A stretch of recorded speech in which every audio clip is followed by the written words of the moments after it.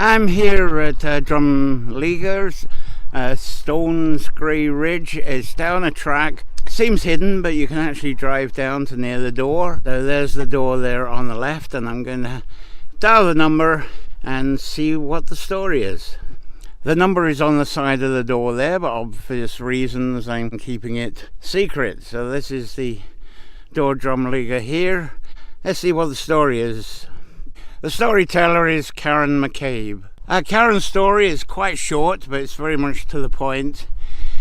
She describes the townland here, the farming they used to do, the crops they used to grow, animals they used to have, and now it's just down to the cattle that they work. She talks about the landscape here. It's a Drumlegga area, which made it a little bit challenging when it came to growing crops, but it seems like they had in the past decent landlord here who actually set off good higher ground for their meadow lands so they could grow and store the hay and the straw.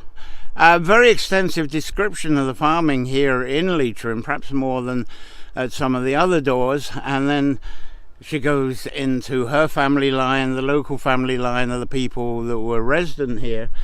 She doesn't actually go into any of the folklore that some of the other doors is. And strangely, this is one of the few doors here that you don't actually see Slíomhna Éireann or Sheemore. So there isn't sighting of that. It is kind of in a valley. It's very pretty here. The other thing she talks about, which is quite unique, and it didn't talked about in other doors, this is actually quite a famous road. I've got the car park there. Apparently this was quite a main road. This was one of Leitrim's main roads, and it was an actual road where the English and the French United Forces actually did march along in part of their attempt to take over Ireland. And she tells the story of the outcome of their marching here, which fortunately goes into different circumstances to what happened in the Curlews. It was a much more peaceful and, I suppose, diplomatic outcome, but you'll have to phone up and find for yourself. They did retreat, but it's a very different story.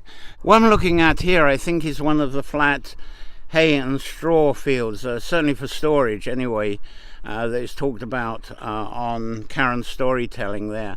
It's the only real flat field that I can see here, because we've got the drumlins, we've got the rolling hills, but this is nice and flat, and it's high enough to be away from water and flooding. Also on Karen's storytelling, she talks about a sandpit. This was very much a place for gathering sand, being drumlins, being an esker area. Somewhere here there would have been a sandpit. It might have been on the field with the rolling hills there, but somewhere there was a sandpit here, which was essential for the building around here. Using the lime, they would have used the sand as well.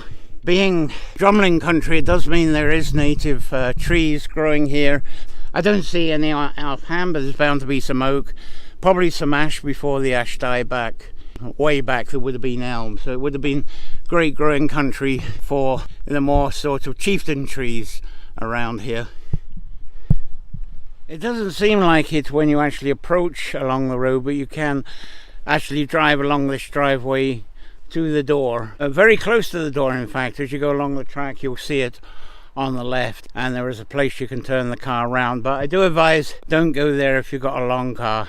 With a wee car like that one, you're perfect. This is a very good door to visit, to actually learn more about farming in Leitrim and the heritage, wonderful townland. So thank you very much, Karen, for hosting this. So thank you. I'll see you again at another Amach to the field doors as soon as possible, and I hope another lovely day like today. So see you later.